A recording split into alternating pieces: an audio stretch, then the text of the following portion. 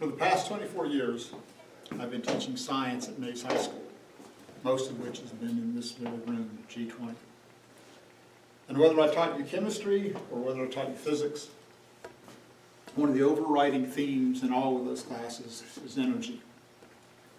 In my chemistry class, you're talking about energy released in a chemical reaction. If you're talking a physics class, it's potential and kinetic energy. But no matter what, we always talk about energy in the universe. It's a unifying theme of all of science.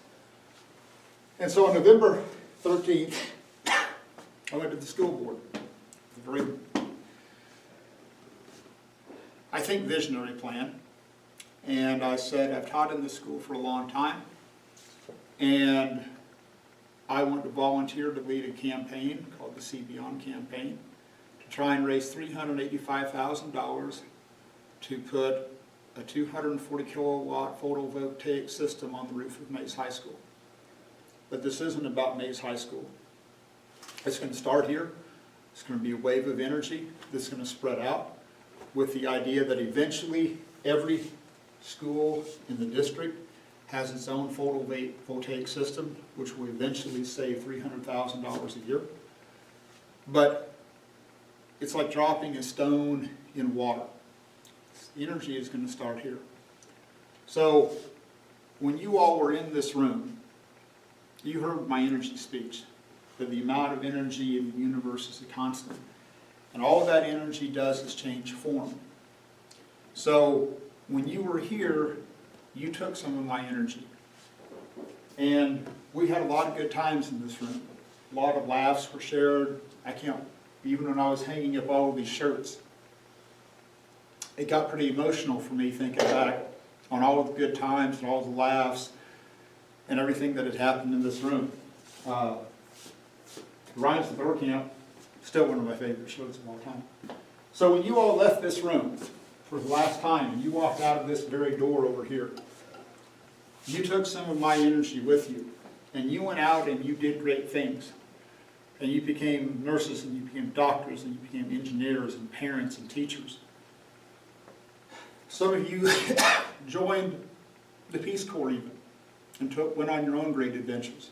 Some of you worked in the ministry of others. Some of you worked in the performing arts where, trust me, the last thing you need to remember is the fact that planets move in elliptical orbits with the sun at one foci. But as you've taken that energy and you've gone on and done great things, I need your help. I need you to take that energy that radiated from this room, and I need you to bring that energy back. I need you to help me to fulfill this vision. And it sounds strange, but I didn't choose this path. The path chose me. One of the first things I learned from my father, who only had an 8th grade education, but the wisdom of Solomon, says that you are a steward of the earth, and you leave this earth a better place than how you found it. And so the legacy that I want to leave, not for your generation, but for your kids, and for your grandkids, and generations that I will never teach, is that I want to leave this world a better place, and I need your help. I have a pretty good comfort zone in this room talking about physics and equations. But to make this a reality, I need your financial help as well.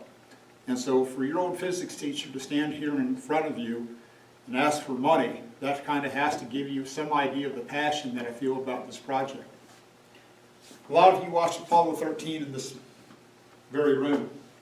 One of the famous lines from Apollo 13 is that failure is not an option. There is too much at risk for me not to be successful in this campaign. And it isn't just about Mays High School. I want to use this model for Mays High School and then for the district. And I want to be able to replicate this in other districts across the state and across the region to prove that a partnership between students and alumni and businesses within the community sharing a common goal can accomplish great things.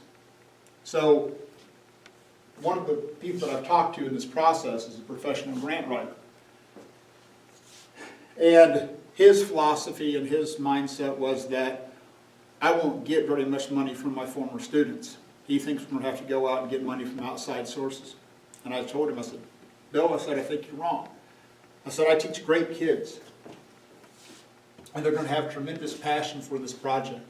And I look at every kid that I've talked to, even the kids that I have right now, the Christmas cards that I got, every one of them thanked me for taking on this campaign. For those of you that remember Mrs. Prater, her April 28th concert is going to be dedicated to this project, and all of the proceeds are going to come from that April 28th concert are going to come back to this project. So I want to prove Bill wrong. I want to prove the skeptics wrong that says, hey, your former students aren't going to contribute to this. I need $385,000. And it's become very personal for me, much more personal than I ever thought it was going to be in terms of trying to raise this money, because I see the impact that it's had on kids. Every time I've given this speech, I look up and somebody's crying. Sometimes it's me, okay? Especially when I talk about my dad, I'm not going to lie.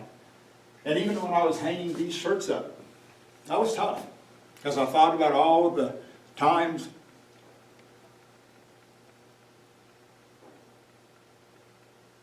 and all of the students that I've taught, and it's pretty emotional for me. So, if you could help out an old physics teacher, I'd appreciate it. We've got a website, cbeyondmaze.com, obviously, because this is where you're watching this. But I need you to help spread the word.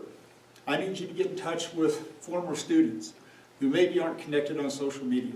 I need you to get in touch with businesses in the region. Say, hey, Mays High School is doing great things. They're going to fundamentally change how energy is produced, not at Mays High School, but hopefully within the entire region. And I need your help. So, take the energy that I gave you. Spread that energy. Tell other people about it.